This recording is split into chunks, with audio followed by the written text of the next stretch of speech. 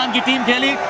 एक सेकेंड माफी चाहते हैं क्योंकि सितारे जो हैं वो हमारे साथ यहाँ पहुंच गए हैं। बहुत मुबारकबाद साहब, बहुत बहुत मुबारकबाद। बहुत बहुत मुबारकबाद। बीच में आई आज स्पॉटलाइट आप पे एकदम सेंटर में, और थोड़ा ये भी लगा देते हैं ताकि आप सुन पाए। हरभजन सिंह और आकाश चोपड़ा हमारे साथ जुड़े हुए हैं। हरभजन भाई, विश्वास हो गया। फाइनल आज अलग खेली पाकिस्तान, आज विश्वास ही अलग लगा। रिजवान, क्या वजह थी ये जो पिछले 3-3.5 घंटे जिस अंदाज से आप खेले? बिस्मिल्लाहिर्रहमानिर्रहीम। ऑब्वियसली थोड़ा सी बैटिंग में भी चीज़ें चेंज की थी, और जो हमारी एक्सपेक्टेशन थी पिच से जब बॉलिंग कर रहे थे तो उसके इंसान गलती हमसे हो सकती है। हमने एसेस किया कंडीशन शायद ये पिच 180 प्लस वाला है जब बॉलिंग कर रहे थे, हमने ये अंदाज़ा लगाया कि शायद 180 वाला पिच है, मगर जैसे ही पहले 2-3 बॉल हो गए हमने लगा कि बॉल नीचे रह रहा है और कोशिश करेंगे 150-145 वाले पिच है।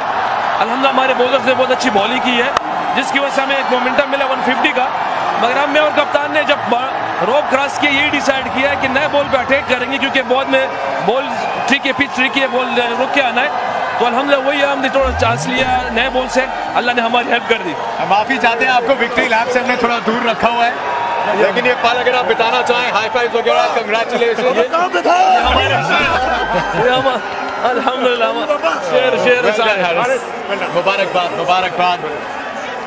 ये जो खुशी के पल है ये रविवार सुबह तक लग रहा था इरफान शायद इनसे बहुत दूर है टीम। जिस तरह टूर्नामेंट का स्टार्ट था, जिस तरह दरमियान में चीज़ें हुई है, अब थोड़ा सा बिलीव हमारा चेंज है। जिस तरह हम देखिए कोशिश की थी जिस चीज़ पे जो हमारे कंट्रोल में जो हमारी डिमांड है, जो हम समझते हैं कि हमारा अल्लाह हमसे डिमांड करता है, हम नहीं रखा है कि यार अल्लाह की डिमांड हमसे है कि जुड़ के रहे हम बहादुरी से कह जल रहे सारा निज़ाम हमारी अल्लाह बना देगा। वही हुआ है, सारा कुछ ऐसा ही हुआ, हमारे निज़ाम अल्लाह पाक ने बना दिया, जीत भी दे दी अल्हम्दुलिल्लाह। और रिजवान, मैंने आपसे शारजा में एक बार बात की थी, वहाँ पे स्लो पिच थी, आपने बहुत अच्छी बल्लेबाजी की थी। मैच के बाद मैंने आपसे पूछा था क्या एडजस्टमेंट रहता है, क्योंकि आपकी जो बल्लेबाजी है जहाँ पे बाउंस होगा आपको वो कट और पुल लगाने में आसानी होगी, लेकिन यहाँ पे एडजस्टमेंट करना पड़ता है। आज भी स्लो पिच थी, एडजस्टमेंट किया और बहुत बढ़िया पारी की। क्या एडजस्टमेंट कर रही है आपने प्योरली बल्लेबाजी में? थोड़ा सा डिफरेंट किए थे चीजों को। अगर आप क्या डिफरेंट किया था? अर्ली ऑन अगर आप देखिए, यहाँ अक्सर मैं कट मारता हूँ, हाँ। या आज कोशिश की पंच मारने की, क्योंकि पहली बॉल में मुझे बाउंड्री मिली है, फिर एक और जो उसमें ऑफ स्टंप से आया था वो बोल्ट, वहाँ पे पॉइंट में बॉल गया, तो उनकी वजह से मुझे लगा कि वो दरमियान में आ गए, तो मेरी उस रेंज में आ गई जो मैं चाह रहा हूँ।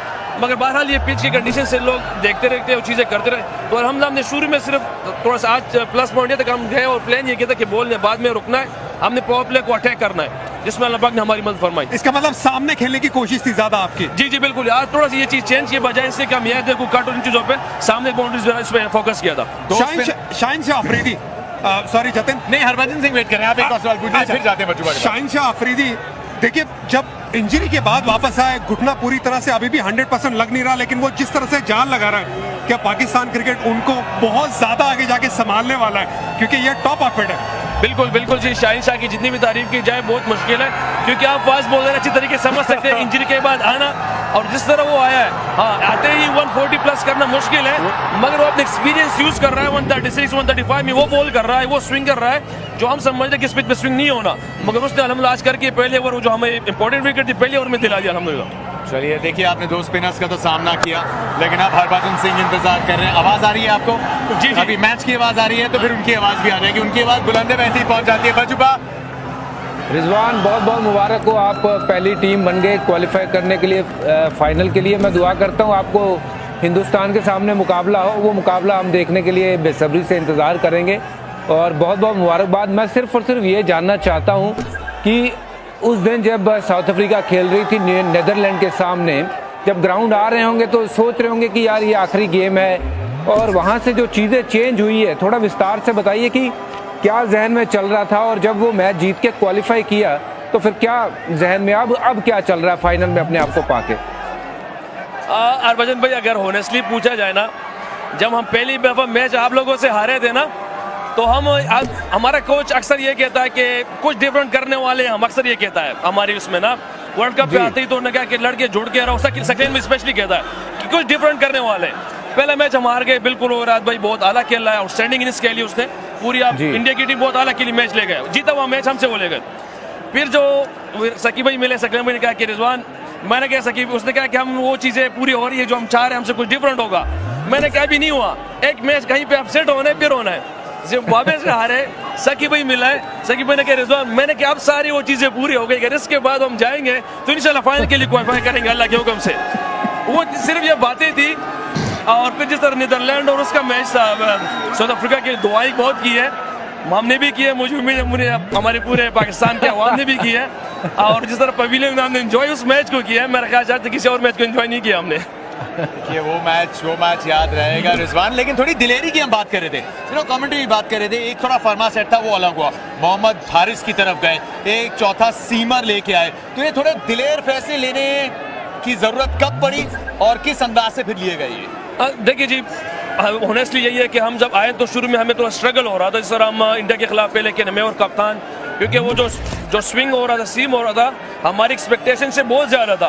क्योंकि एक दफ़ा मैंने कप्तान को कहा भी है कि कप्तान जब वो भुवनेश्वर कुमार जो स्विंग कर रहा था, तो मैंने कप्तान से कहा कि बॉल कितना करीब था, उसने कि सीम में हो रहा है और स्विंग में हो रहा है। मगर उस टाइम तीसरे ओवर में बॉल देखा है स्क्रीन पे, जहाँ से मुझे अंदाज़ा हुआ कि मेरे और बल्ले और बॉल के दरमियान इतना गैप था, जो मुझे लग रहा था कि क्या कहते हैं, काफ़ी गैप था।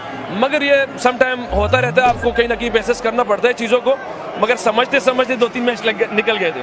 आकाश के पास एक ठीक है, ये आसान नहीं है इससे जूझना, ये अपने आप में ठीक है, आपने बड़े अच्छे से हैंडल किया हुआ है। आप लोग करके ऐसे रहो, मैं बता मुश्किल काम ही करते हैं।